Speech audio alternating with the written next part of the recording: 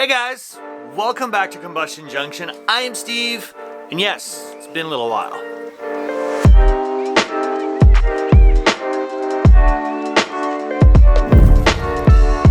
So I just wanted to do this little bit of an update video just to sort of answer some questions that I'm getting asked about the current stuff I've been doing.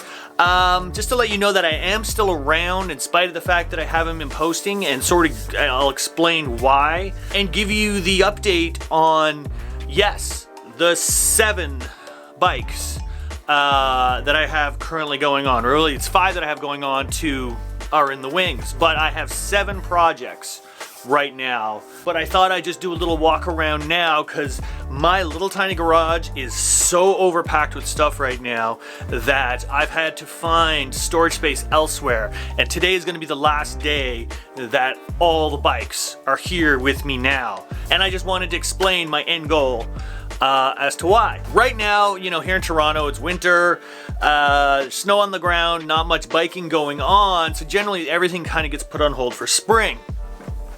In the spring, there's one big motorcycle show that lets you display, I think it's about 20 bucks a bike, you can display bikes you have for sale. So I kind of made the decision that I was gonna work all winter on all these projects, and then in that show in April, ideally get 5 or 6 up for sale, all at the same time. Some of these you know about, some of these you don't. Obviously, you know, the CB360 I kind of left hanging with stripping it all down into pieces. I'll give you the update on where that is. Some of the other bikes, I have been filming everything, and I kind of made the decision to step away from this part of it and just do some time lapses. You've seen the Kawasaki time lapse for the ZZR 250. I will give you the update on that and why there's not a part 2 yet. There will be, you know, and even the Trail 90 that I'll explain what where things are with that now, because that's one of the bikes. That's my goal, is to get as many of these done as possible, and I decided not to do this rather just because of, you know, it takes you so much time to actually do the thing on the bike. Filming is a whole other thing, and then editing it is a completely different beast altogether. And I decided to put my focus into the bikes because I found YouTube, you know, for those that do this, the camera adds 3 times the time. I am rolling up on 10,000 subs, which I think is freaking incredible. I couldn't, you know, I couldn't have ever imagined that, and I really do appreciate everybody that hits the sub button and wants to stay up to date with what I'm doing. I hope this answers some of the questions that people have about the 360, you know, where's the Kawasaki and stuff. So this is also going to answer some of those things. First things first is the Trail 90, if you will even recognize it as the bike it was. Aside from the color, there's a lot of things that have changed even since I did that build series. It's all being caught in the time lapse. Hopefully that's really soon. This bike is actually really close to being done. I'm currently sort of working on an initial project where I'm designing a sort of new electric motorcycle / moped. We're coming up with concepts, and I sort of pulled this out of behind the garage to just measure up wheelbase and seat height and stuff, because I thought it was a good start for coming up with, you know, a light electric vehicle concept. And sort of I pulled it out, and I was standing back and I was looking at it, and, you know, obviously the tank, if you go back and watch the original videos, this was a brand new tank. It's basically a Sportster tank. It was unfinished. When I put it away, I coated it and thought I did everything I needed to at least give it somewhat protection. But as you can see, time, you know, does its thing. In the end, the inside of the tank was completely sealed. It's absolutely mint. The outside has, you know, rust that you couldn't possibly do, you know, plan on this much for leaving it for a couple years. So I decided to just leave it as that. So that's going to go clear coat. I've done a lot of, obviously I've painted the frame, I've painted the engine, I've been doing lots of electronic updates and stuff. This is the new seat, which I'm about to get recovered. It's just a wooden base with a nice thin foam. And as you can see there, I put a whole different subframe on the back. I completely went in a different direction, even past what most people do when they cut the back of the Trail 90. I think this is going to be an awesome bike. I'm actually like pretty jazzed that I took it back out again. Once again, the time lapse is almost done on this, so you'll get to see everything I do with that. You will get to see the finished seat really soon.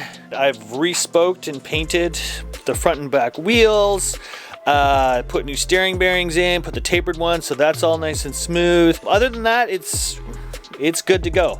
That's bike number one. That was the original one. That's the Trail 90. Moving on to the next bike. Now, for those who may have seen it on the YouTube post or community section or whatever, I put a picture of this bike in its original form, the way I bought it up, with a little hint. This is an 81 Virago. You can see here I've done all kinds of subframe work on it.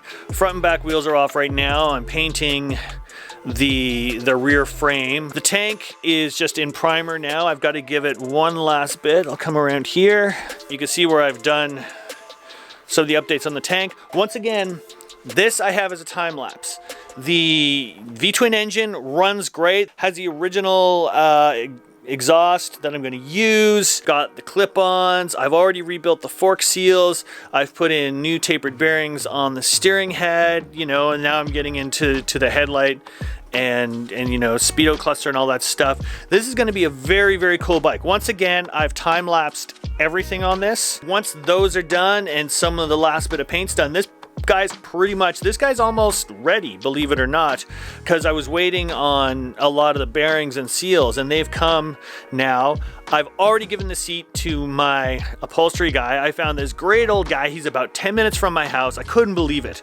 He's just an old school upholstery guy. He does a lot of old cars, seats, and door cards and all that stuff. The seat on this one, you'll see in the time lapse, it is a generic seat that I bought, but then I modified the foam and the base, took off the flimsy, crappy cover that came with it, and he's making me a custom one. Moving down to the red blanket. So aside from the dust and stuff, this bike is basically done. Very cool project. Let me first show you the seat I was talking about while we were talking about the upholsterer. So I did sort of a classic, sort of a brat seat style, but conforming it to that newer tank kind of, you know, look. And I wanted to combine the two. I just wanted to have, you know, that sort of flatness. I wanted it to really hug the features of the tank so that they look like they belong together in this sort of regard. I'm really happy with the bike turned out. It was a total experiment, and it was a bit of a gamble for me. It's super comfortable to ride, and actually the only reason I haven't done the part 2 video was because I wanted to end that video with a ride.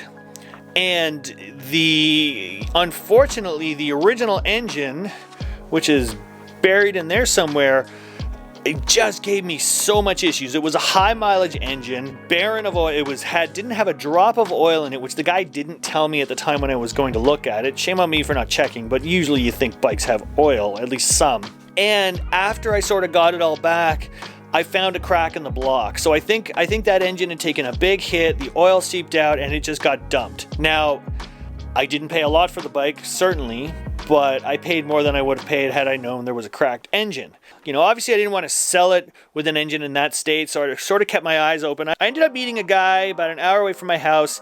He buys these old Kawasaki's, mostly newer ones, and turns them into racing bikes because, you know, he knows the engines inside out, and the newer ones are rock solid. This engine he kind of had kicking around, and threw an ad up once, and we sort of chatted. He had a lot of insight on putting a 2010, I believe this motor is, into an older model bike. Yeah, and so he threw me, you know, the header, which I didn't realize was different. The carbs were the same, but they were better than my carbs. And we talked about sort of the wiring and what can stay and what can go in terms of that. So it didn't take me long to get this engine in. It runs like a freaking treat. It's actually a really comfortable bike to ride, but like I said, I couldn't finish the video because getting this found and getting it in took so long that the weather turned. So I thought, you know, the sort of the highlight of that video was actually this seat. I think it's awesome. It's got like old school ripples in it. It's really dusty right now, so ignore that. And that's just like where a wire was sitting across it. But that's sort of the small update to this bike. So today I've found a home for this, and now none of you know about this. An all original, like 110% original 1987 Honda Shadow 1100. Really, really dusty because I've been doing a lot of sanding in here. So unfortunately the bikes have not gotten the greatest love. My neighbor and I chatting, telling him about, you know, what I'm doing up in the garage, and, you know, like everybody else in the world, the easiest way to find bikes is just talk bikes with somebody. And he said, I've got this old bike at my dad's place. He's been bugging me to get rid of it. Would you be interested in buying it? So sight unseen, I saw a couple pictures, basically not more better condition than this. I wish I could show you this outside. It's unbelievably clean. So he basically bought it 2 years old with barely any miles on it. Rode it for 10-ish years, always took care of it immaculately, never dropped it, never anything, never really saw any bad weather, and then put it away. And his buddy was a mechanic, and his buddy that helped him put it away, you know, took off the pet off the tank, drained the whole thing out. You know, the battery didn't survive and the fluids were old or whatever, but the little bits that he did just saved the bike. I was originally gonna do a bobber thing on it because it's got, you know, a little bit of the ugly tail and stuff, but it is so original that I couldn't bring myself to do it. I actually had the entire back end stripped off of it. I just stopped and I was just like, you know, somebody's got to appreciate this for what it is. And I love, you know, working on these bikes and customizing these bikes, but I don't want to wreck something that's this. This one for me is just going to be almost like a flip, right? Like, do the fluids, you know, I had to take the carbs off and clean them, and, you know, the clutch needed to be rebuilt, the brakes obviously need the work on them and everything else. So this will be sold as an original bike. So that brings us up to date on 4 bikes. The CB360, sadly, is right there. Most of the bike is there, and the frame and the tank are kind of in there. So the reason I haven't really continued on with the 360 is there's a couple different reasons. One, that bike needs everything. You know, there was missing parts, there was you know, a number of things that had to be cut or fixed or welded or ground, which brings into priming and painting, and the tank is a whole job on its own. The spokes are gone, it needs to be redone. You know, the seat is custom, the frame is custom, the exhaust was custom. I didn't want to turn the episodic into just a finish on the video like the other ones I've been doing. I wanted to keep it the episodic, but it just needed so much work that I'm waiting on this one, because really and truly, as much as these other bikes look like they're taken apart, it's a straightforward job. So that was basically what I wanted to touch base on here today. I just wanted to give you guys sort of the lay of the land, show you what bikes I'm dealing with. The other 2 bikes are identical. It's the XJ550 that Paul gave me, and it's brother or sister, exactly. I think it's the same year, same model bike that I found as a parts bike. So I have enough carbs and engines and switches and everything like that to turn one of those into a running bike. The other one, the frame and the wheels, is going to be an electric conversion, which I'm really looking forward to. I have all the parts for that too. So stay tuned. Probably the time lapse on the Trail 90 is going to be next. Just cause I think it deserves to come out. The Kawasaki, like I said, you know, if I get an okay day, I'll take it out. Stay tuned. Things are gonna come. Once again, thanks for subscribing. Coming up on 10,000 subscribers. I think it's awesome. To all the people that tune in and to comment and recommend me to other people to watch and stuff, my greatest appreciation for that. And yeah, hopefully this dialogue will pick up sooner than later again, and we will be hitting the 360. Till then, guys, look out for the time lapses and stay safe. We will talk to you soon. Cheers.